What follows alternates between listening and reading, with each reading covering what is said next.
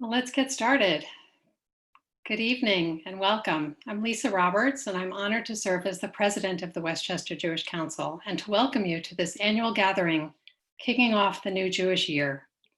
It is great to see more than 100 of you here tonight, including clergy, professional and lay leaders of the council and our member organizations, and elected officials. While I wish we could all be together in person tonight, your presence here, especially during this very busy time of year, speaks to the commitment we all share to work together as a community to enhance and enrich Jewish life in Westchester. Just one housekeeping note, this is a webinar.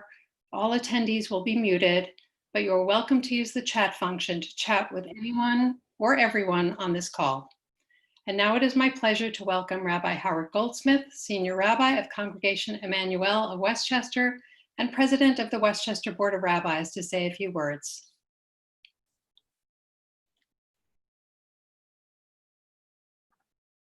Thank you so much, Lisa. In a few days on Rosh Hashanah, we will hear the stirring words of the Akedah, the tale of the binding of Isaac. As the story famously goes, God tests Abraham and commands him to sacrifice his son Isaac. Abraham is about to go through with it when a messenger from God stops him and allows him to sacrifice an animal instead. Now, it has always been unclear to me if Abraham actually passes or fails the test, but that question is for another time. What is abundantly clear from the episode is that Abraham is willing to sacrifice for the sake of his Judaism. Today, clearly, we are not sacrificing children, but if you are here tonight, then you willingly make sacrifices for the Jewish community. Leadership always requires us to give something up: energy, resources, work time, free time, family time, and finances, to name a few. But we do it because, like Abraham, we believe that the Jewish project is a force for good in our lives and our communities, indeed a force for good in the world. And we need the force for good in the world now more than ever. As the Jewish community, as the Jewish people, with patience and dedication, we can make a real difference in ways large and small. We see this locally through incredible acts of tikkun olam performed by so many of our organizations represented tonight.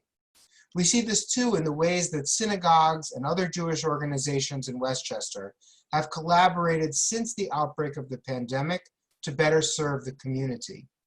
And today, we even saw it at Trump's White House as Israel reached historic peace agreements with the United Arab Emirates and Bahrain. Will these agreements create world peace? No. Are they an important step on the path to peace? Absolutely. And that is something for which we should all be grateful.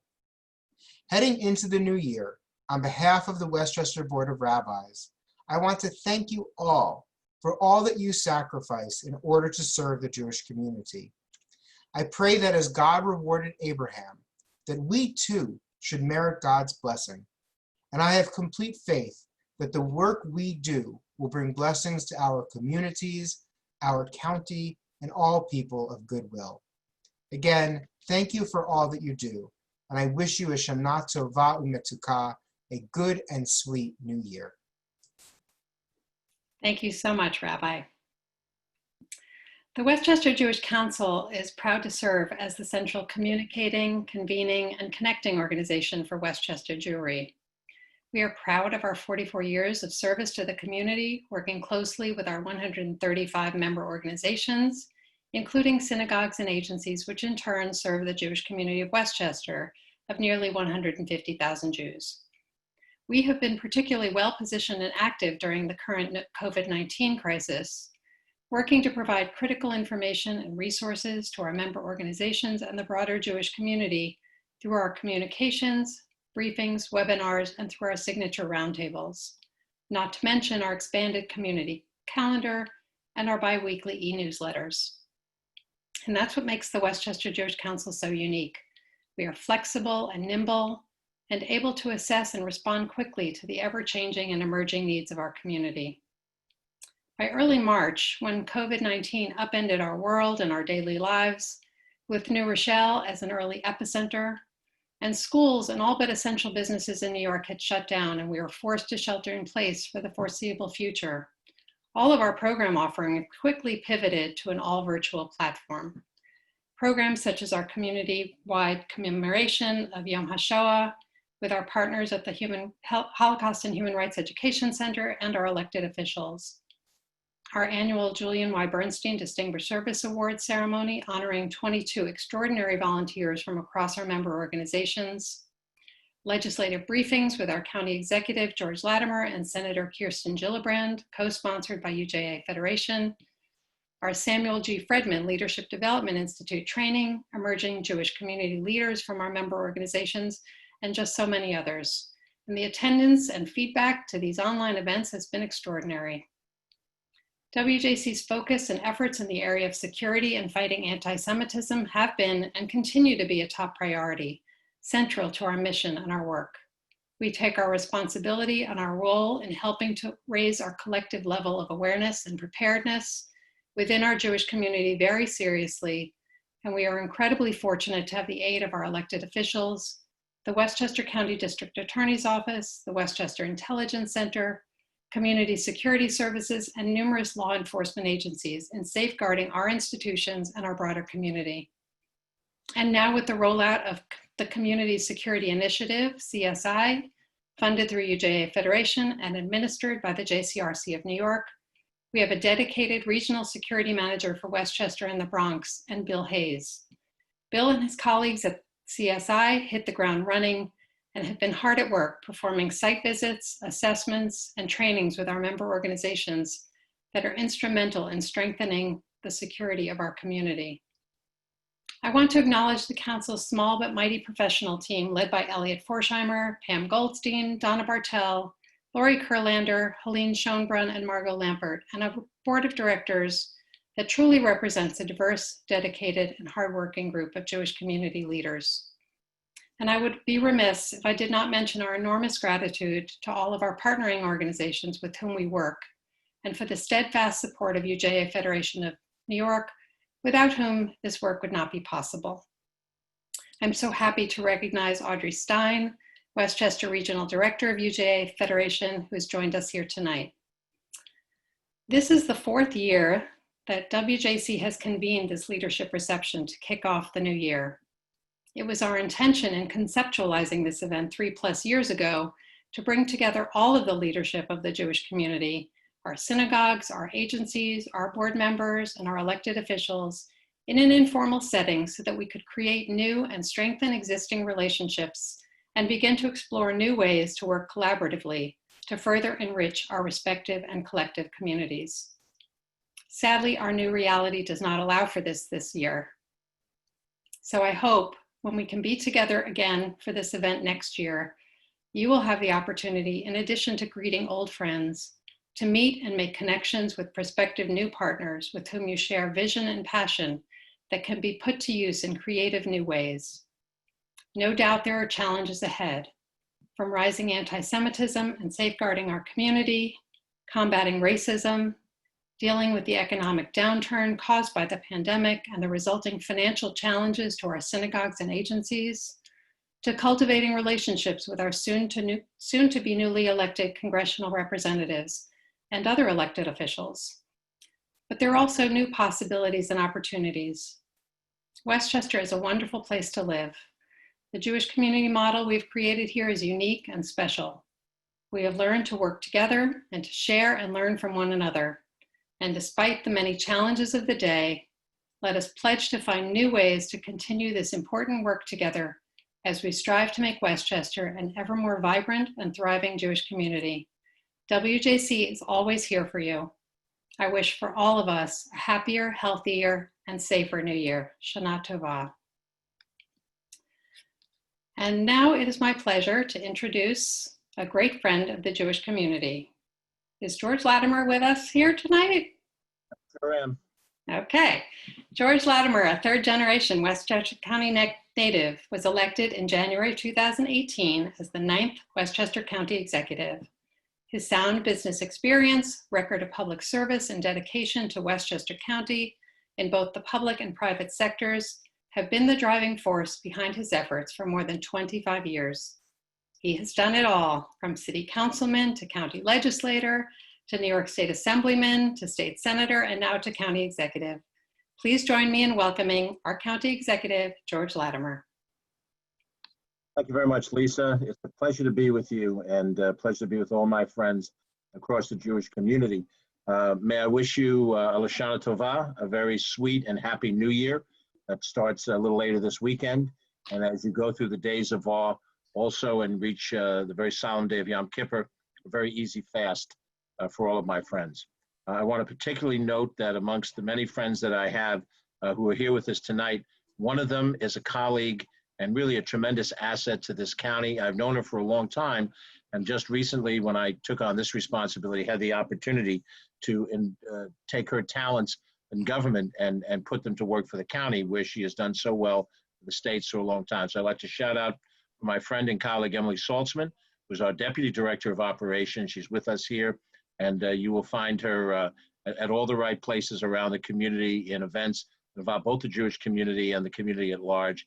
Emily's doing a great job, and I'm very happy to have her part of my team. The moment that we're in, you know, it's almost a cliche now to say that it's uncharted waters. These Zoom and WebEx type meetings, which look like, you know, an accumulation of Hollywood Squares or the Brady Bunch, have become de rigueur for us. And we see our friends through the little boxes of glass around. But it does show the persistence of all of us here in this society.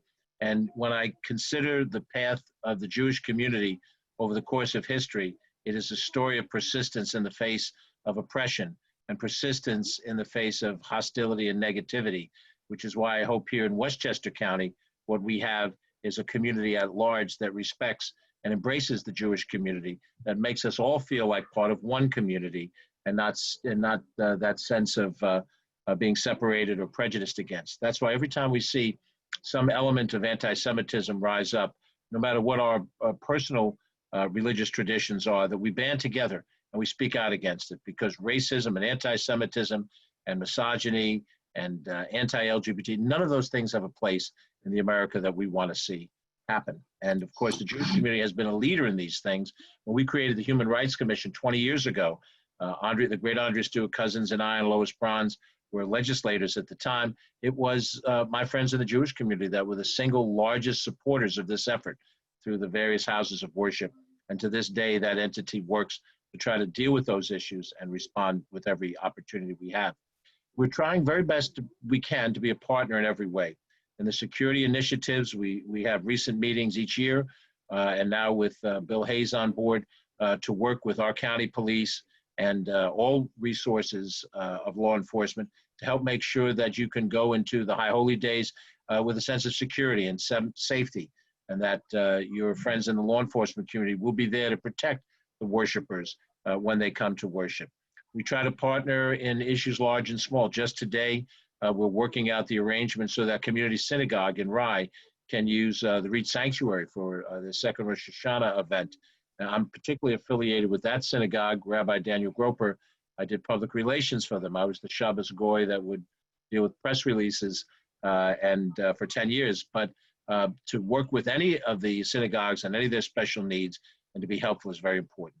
And we have many leaders in the county legislature led by Ben Boykin.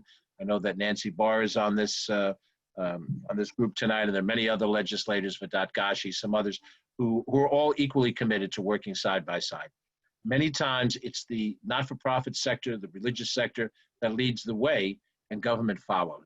And as long as the path that we're on is a good path, we're just as happy to follow good leadership as to provide good leadership. So once again, let me wish you all a very sweet new year, both a hopeful as well as a solemn time together. And your brothers and sisters all across Westchester rejoice with you. Lisa, thank you very much for letting me share a few thoughts, and have a wonderful evening together. Thank you so much, George. Thank you. Let me just take a moment to acknowledge the elected officials that are joining us here tonight. Patricia Keegan, District Director for U.S. Congresswoman Nita Lowey.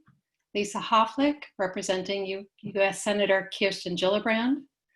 Representing the Office of the New York State Attorney General, we have Gary Brown, Allison Spindell, and Jonathan Shabshakis. New York State Senators, Pete Harckham, Shelley Mayer, Jamal Bailey. And from the New York State Assembly, Amy Paulin and David Buchwald. We have Judge Joan Lefkowitz, New York State Supreme Court Justice. Anthony Scarpino, Westchester County District Attorney. Tim Idoni, Westchester County Clerk. George has already introduced Emily Saltzman. Welcome, Emily. Benjamin Boykin, Chairman of the Westchester County Board of Legislators. And also from the County Board of Legislators, we have Nancy Barr, Terry Clements, Catherine Borja, Vedat Gashi, Catherine Parker, and Ruth Walter.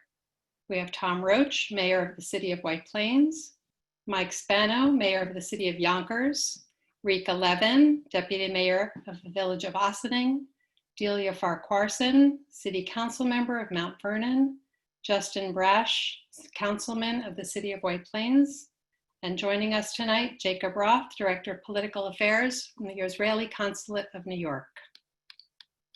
Thank you all so much for being here tonight. We so appreciate your taking the time and your support. If I missed anyone, please send me a private message in the chat box. Do we have Andrea Stewart-Cousins with us now? We do. Okay. So I'm pleased to introduce our next very special guest, our New York State Senate Majority Leader. Andrea Stewart-Cousins has been widely recognized as a trailblazer in local and state government and champion for progressive action. In 2012, she became the first woman and first African-American woman to lead a New York State legislative conference. In 2019, she shattered the glass ceiling when her peers elected her as temporary president and majority leader of the state Senate.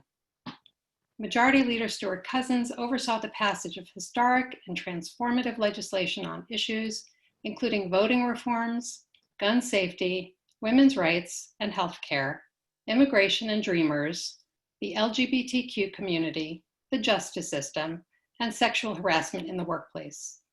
Additionally, the Senate majority under her leadership passed the most comprehensive and aggressive climate change legislation in the nation, and the strongest tenant protections and affordable housing package in the state history.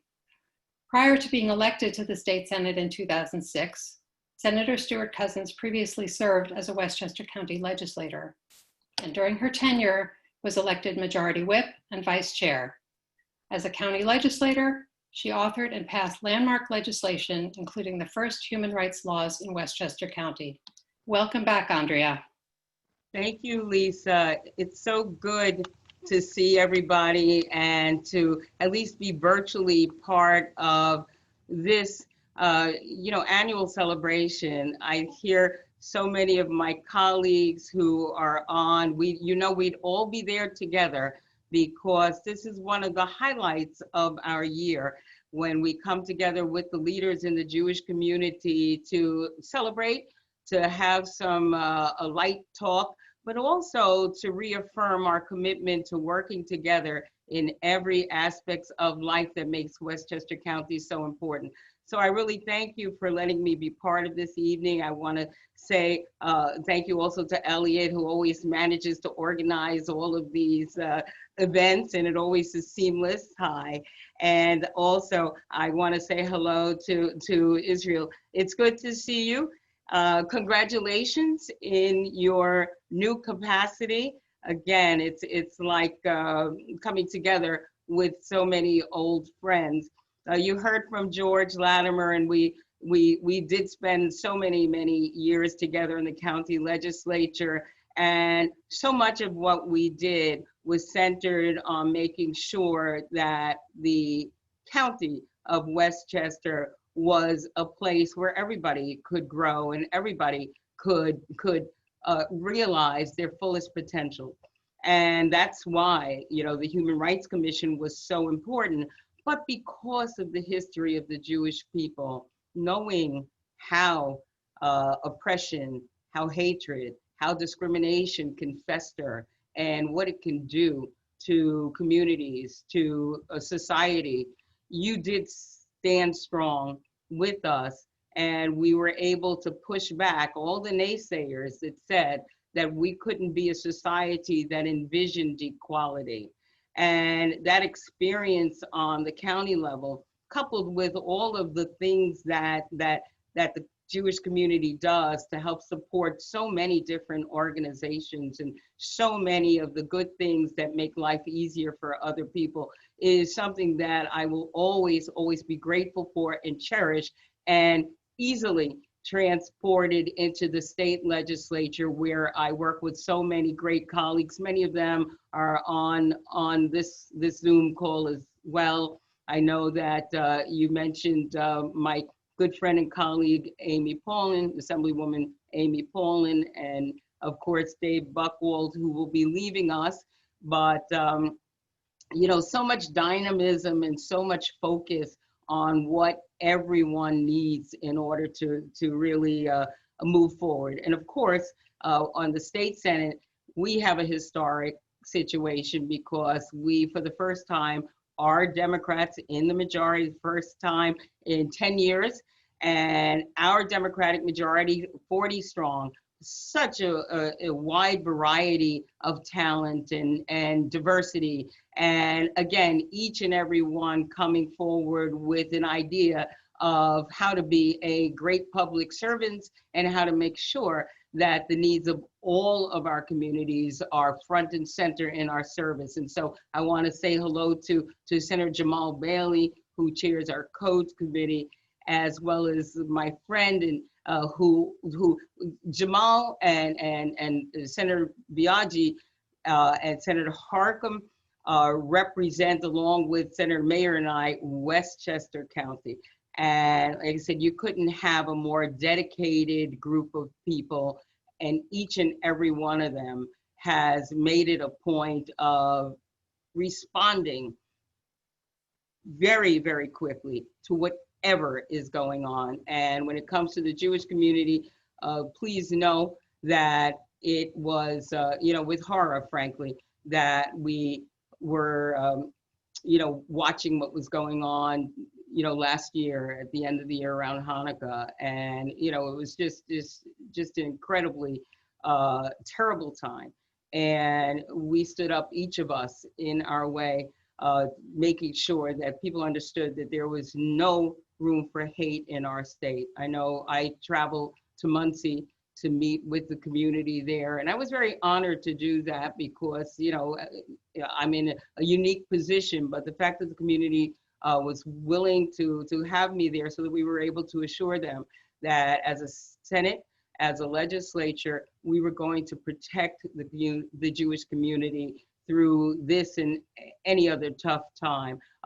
When we first opened the session, January, I invited Rabbi Hurwitz to come and open and give the beginning prayer for our session, because I wanted it to be clear that we will not tolerate hate, and that we are embracing the Jewish community in all of its permutations and all of its combinations, because that is what we're about. I know that you know that we have been able to continue to fund the New York State Hate Crimes Task Force to the tune of $2 million. And also, obviously, following those very unfortunate events, we put $45 million into securing communities against hate crimes. And we will continue to do what we can and must do to stand with the community. And even just recently, Senator Kaminsky from the island authored legislation to talk about educating our kids on hate symbols and making sure people understand what is not acceptable in the lexicon of our community and trying to advance equality and respect.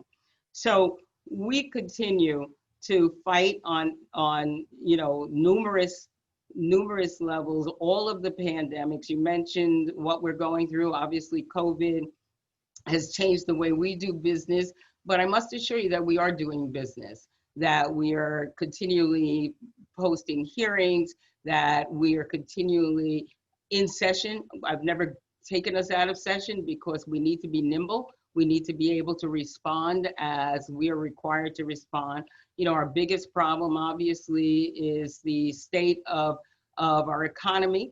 The budget that we passed on April 2nd has very little to do with our reality now because of COVID and everything that has been shut down. But yet we continue to persist. And I know you aid us in that persistence of trying to get our federal partners to really be helpful in the road to recovery. I think we've done, an amazing job. I give credit to the governor for his leadership during the pandemic and also to the legislature. We were the very first. We all came back. I called people back into session on March 2nd. First time I ever did that, to call them back so that we could give the governor the powers to do the kinds of stuff that he did, as well as give him $40 million to begin the long battle against COVID. But the budget that we passed on April 2nd assumed a lot of things in terms of revenues and so on that we just don't have. And so we are in a very, very difficult place where we are, hoping that the assistance will come through, that people will understand that we need federal assistance in order to really recover. But while we are doing all of this, I know that the resources of the Jewish community, because of your commitment to healing the world, Tikkun, you continue to do what you can do in order to better the lives of others. And for that, we are very, very grateful. And for that, we continue to work together as partners to make sure that, and we will get through this, we know we will. And when we do, that we continue to do the kinds of things that we know makes us all strong. So again, I want to say, this Rosh Hashanah is, I almost feel the message of Rosh Hashanah is really a message for all of us, because this is a period that we have been all forced, I think, in so many ways to reflect, to think about what we've done and how we can atone and improve. So I do obviously wish you Lashana Tova, a sweet and happy fast. But I also, again, take this holiday as an opportunity for each of us, these holy days as an opportunity for each of us to really figure out what the next new year will bring and how we can bring unity, justice, peace, equality, and really benefits to all of us and our generations to come. So thank you so much for the time. Thank you so much, Senator Stewart Cousins, for your inspiring words. And we are so grateful and fortunate to have you serving us in Albany. We couldn't be more grateful. Thank you. Me too. And now it is my honor to welcome back to Westchester our friend, Ambassador Israel Nitzan. As Acting Consul General, Israel Nitzan coordinates the political work at the Israeli Consulate in New York. He develops and maintains relationships with national, state, and local elected officials, as well as community leaders within the consulate's 5-state jurisdiction as a representative of the State of Israel. New York is Israel Nitzan's fourth foreign posting with the ministry. He served at the Israeli Embassy in Cairo, Egypt as spokesperson from 2002 to 2005, returning in 2009 as the Deputy Chief of Mission until an attack during the 2011 Egyptian Revolution forced the embassy to evacuate. From 2012 to 2015, he served as the Minister Counsel for Political Affairs at the Permanent Mission of Israel to the United Nations, where he spoke before the UN Security Council and oversaw Israeli political engagement policies within the UN system. He then became the director of the Foreign Ministry's UN Political Affairs Department in 2015, serving there until 2018, when he moved to the consulate in New York, and he has now been named Acting Consul General. Today has been a big day for the State of Israel and for the Middle East, and we are so pleased to have Israel Nitzan here with us tonight. Welcome.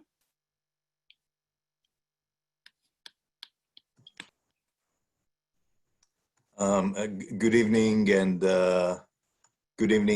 thank you, Lisa, for the kind introduction, and thank you, Elliot, Donna, Pam, and all my friends in Westchester. It's good to be with you again, at least virtually in this leadership reception. When I'm saying remotely or virtually, I should also welcome you to my basement. This is what we're doing these days. Because during the evenings, I prefer to work and to have my Zoom calls from the basement. I have 4 kids, so I apologize in advance. These are difficult hours of the evening. I don't know if you can hear them, but if you can hear the noise as if the IDF Golani Brigade is having their annual exercise above my head, I apologize for that, and I'm sure that will manage. I want to thank also Rabbi Goldsmith, the County Executive George Latimer, and of course the State Senate Majority Leader Andrea Stewart-Cousins. I have to say, our MLK awardee from last year, I think, for their inspiring words. I think that it's been a difficult year for all of us, and we welcome this year with genuine concern, as we are facing two pandemics: the coronavirus as well as anti-Semitism, and it is through cooperation between the U.S. and Israel in developing vaccines, in developing treatment to the coronavirus, we can actually combat this virus. And thanks to leadership of dear friends like Senator Stewart-Cousins and County Executive Latimer, we can actually fight and combat anti-Semitism as well. And we must continue to work together to find a cure to these threats to the body and the soul of our communities. But it's not only fear and concern that we're facing. It's been a difficult year for all of us, and we're looking for some good news. And as you said, Lisa, for a change, good news are coming from the Middle East. The Abraham Accords, sponsored by the United States and enjoyed a vast bipartisan support here in the United States, give us hope that this new year will actually bring or be a year of peace. The agreements between Israel and the United Arab Emirates, and since last week we have a new partner, which is Bahrain, has basically established a visionary future of peace and prosperity in the Middle East, and this is how we see it. This is a groundbreaking agreement in which Israel, the UAE, and Bahrain chose and basically have given priority to the well-being of their own citizens, of our own citizens, as a first step to peace in our region. The accords represent emerging voices from the region. It is authentic. And you can actually see it, in modern days, you can actually see it on social media. The celebrations in Dubai, in Abu Dhabi, in Manama, and other places, by the way, in the region are authentic, are real. And they basically, we listen and we hear voices of real people on the ground, choosing peace, direct engagement, and cooperation over bigotry, fear, and hatred. And I think that we should all encourage them, and we should work with them in our efforts to promote tolerance, coexistence, and peace in the Middle East, in Israel, and also here in the United States. You mentioned, Lisa, I served as a diplomat an Israeli diplomat in Cairo, Egypt, 2 terms, 5 years altogether, with the clear mission of building peace between Israel and Egypt and between our peoples. I always say that unlike other diplomatic missions, there is a difference, because with Egypt, we had 5 wars between the countries. We've had many people, members of families who were killed during these wars. And it is our mission, and it was my great privilege to serve in building this peace. I experienced in Cairo firsthand dramatic regional events, including the Arab Spring. And one thing that I know from my experience is that peace is fragile, and it must be nurtured. First of all, by the leaders, and we've seen this with the Abraham Accords, but also the peoples. As I said, we hear them. We hear the genuine, the authentic voices from the people in the region, but also by our friends, and like here in the United States of America. In retrospect, I think that the peace between Israel and Egypt was and still is strong enough to endure periods of instability, like the Arab Spring, like the attack on our embassy exactly 9 years ago, and the year in which the Muslim Brotherhood ruled Egypt. But we must keep nurturing these relationships, including here in New York. Of course, with the support, and a very strong and important support, of the Jewish community here. Israel, we want to make this peace between Israel, the United Arab Emirates, and Bahrain a model of success. We invest a lot in the agreement, and we also need your help as the Jewish community, as elected officials in New York and in the United States.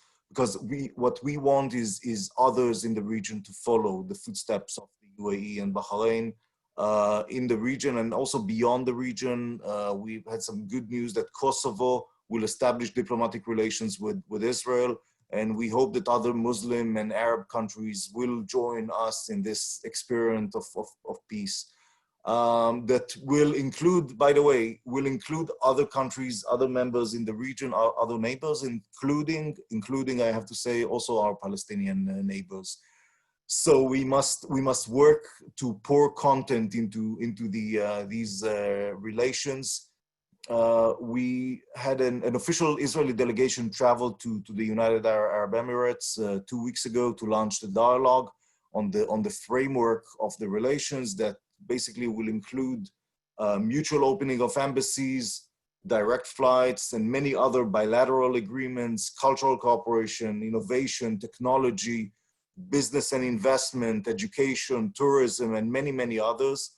I think that you know that Israel is actually experiencing a spike in the rate of infection of COVID-19, and starting from Friday, we're actually entering a 3-week lockdown in Israel. There was supposed to be another delegation coming from the UAE to Israel, but I believe that it will have to wait until Israel ends this 3-week lockdown.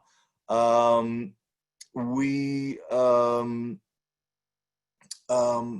have to say that you know, but these are, let's say, the official levels of cooperation and dialogue between government to government. But you know, Israel and Emirati universities, startup companies, medical research centers did not wait to the governments to act, and they have already begun their collaborations on developing innovative technologies to address the threat of COVID-19.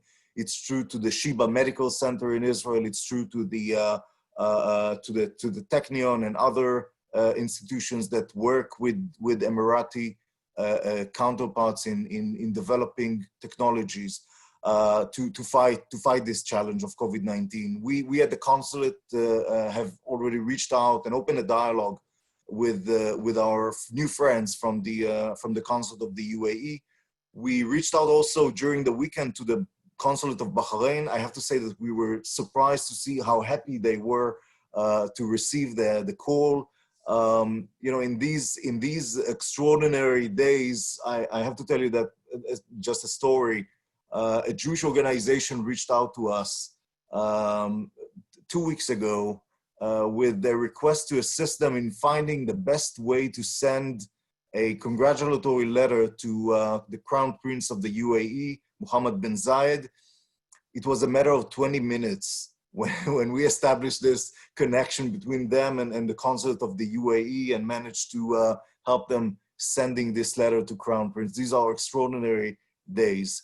And I'm sure that you, of course, the Jewish community in Westchester and the elected officials will find a way to partner with you as well as with our new friends from the Arab consulates in finding ways to build also here in New York these relationships.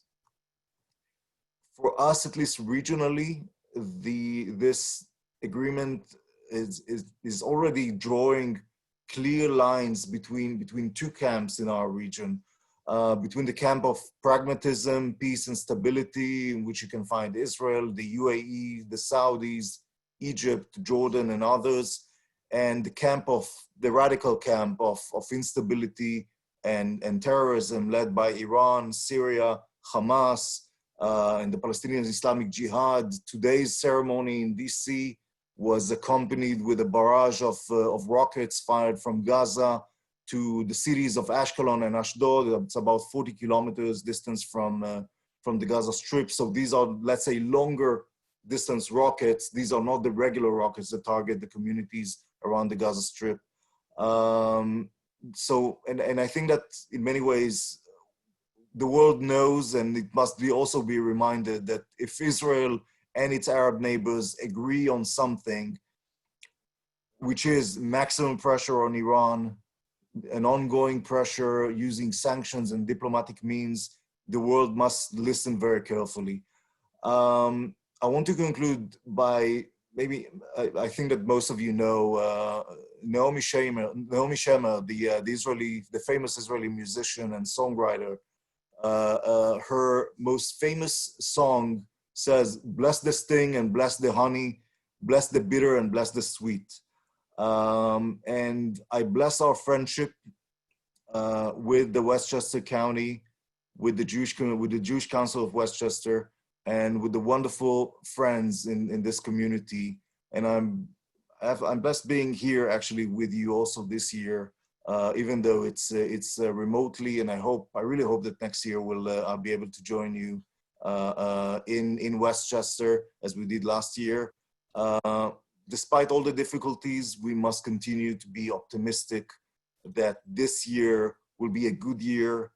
Hopefully COVID will be over soon and peace will flourish. And I'm wishing you all a happy, and more than anything else, a healthy new year. Shana Tova. And again, thank you so much for inviting me to this event. Thank you. Thank you, Israel, for providing us with an insider's view of these historic developments, which, as you said, we hope will be the start of a movement that will lead other Arab countries to work toward normalizing relations with Israel. Really, the timing could not have been more perfect, and we are just so grateful to you for having joined us. You talked a little bit about the upcoming closure due to COVID-19, the surge in cases in Israel. Can you share any insights with us as to the mood in Israel? Are people, I think here in the United States, this would not be very well tolerated. And I'm just wondering what the attitudes of Israelis are toward this new shutdown. First of all, I have to say that, sorry, Okay, you can hear me.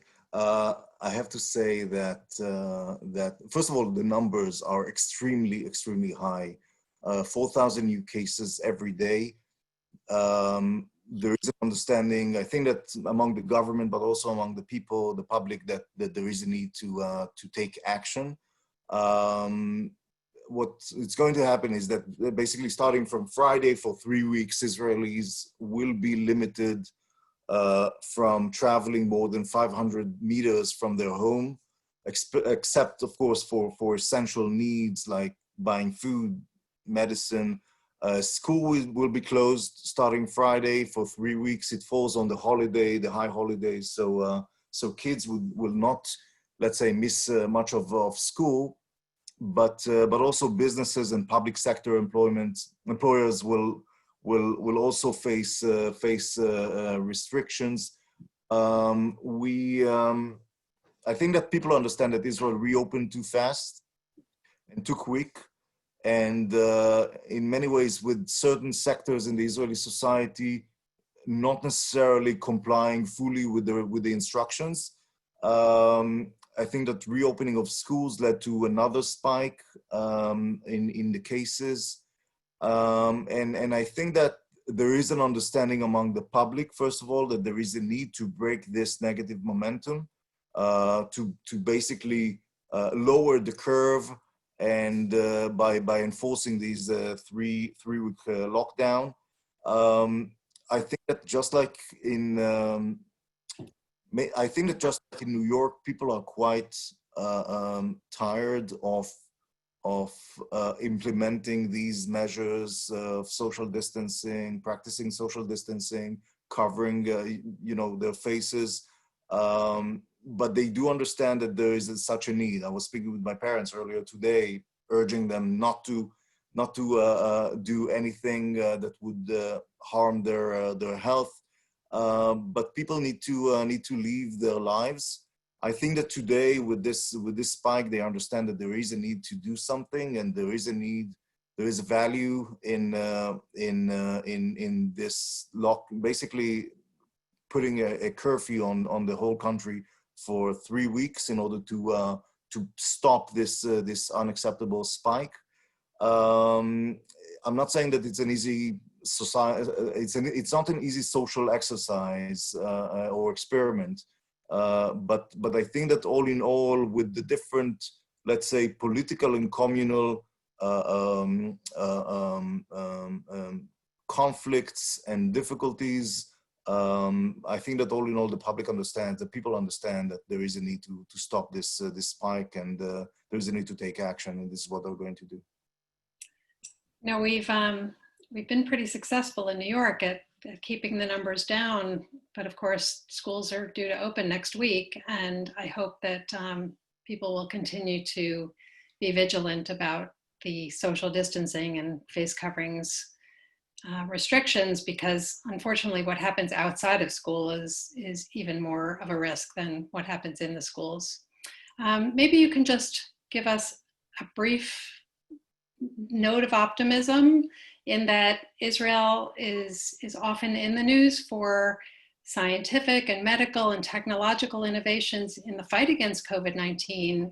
Can you share any more specifics on recent work that's being done in the area of treatments or vaccines or new equipment? First of all, I have to say that what happened is that the necessity is the mother of invention, and in many ways this is the story of the Israeli innovation. There is a need, and people immediately try to be creative, to think outside of the box, and to find innovative solutions to needs of our own community, and of course the needs of the world. There are different, really, it's Israeli startups and researchers basically initiated research in different areas. One of the latest, for example, is biopharmaceutical company called Kamada that announced this week that at least their initial results for it's a clinical trial involving plasma antibody treatment for COVID-19, proved to be, let's say, it led to improvement of over 90% of patients in this trial. The interim results at least show that symptoms improved in 11 out of 12 patients. So it's great. I think that the problem with COVID-19 is more the treatment in hospital and the more difficult situation.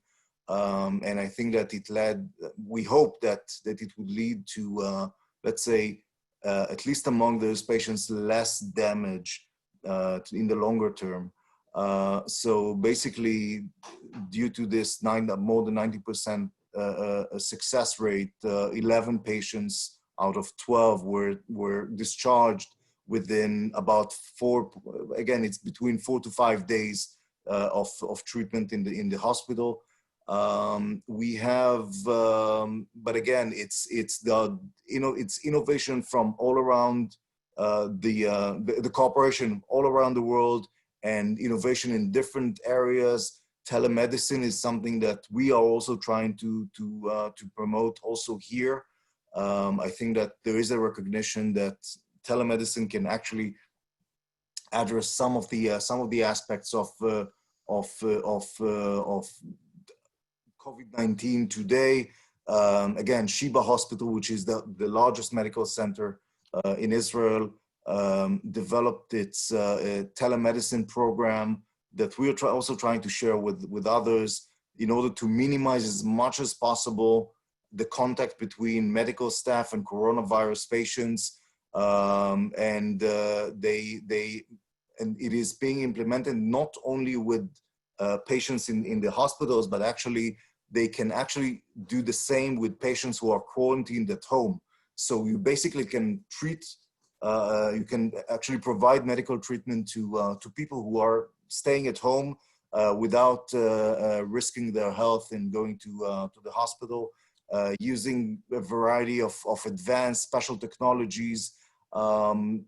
Together with this, for example, one thing that I heard recently is that the Israel Aerospace Industries, together with the Ministry of Defense and the Technion, this is another, government agencies together with the academia work together in order to find solutions. So they develop remote monitoring system using AI, artificial intelligence, to basically allow caregivers to give better treatment and to have more information about the patients, even without speaking with them.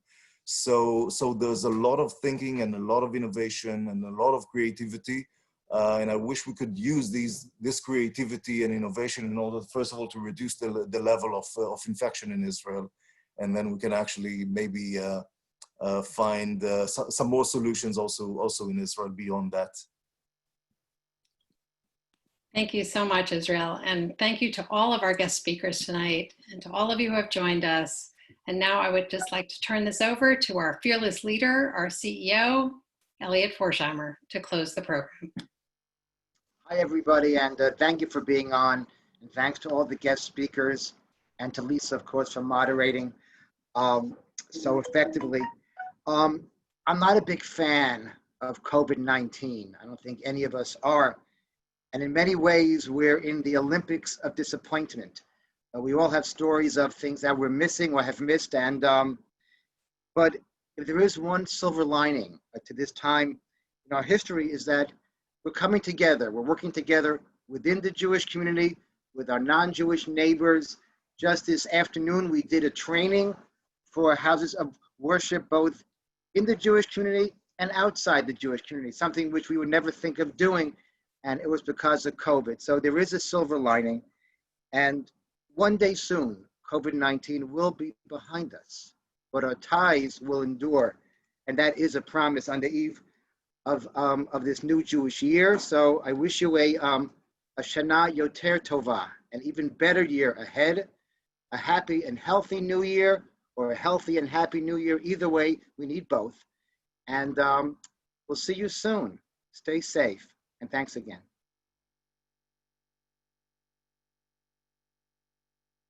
That's it. We're done.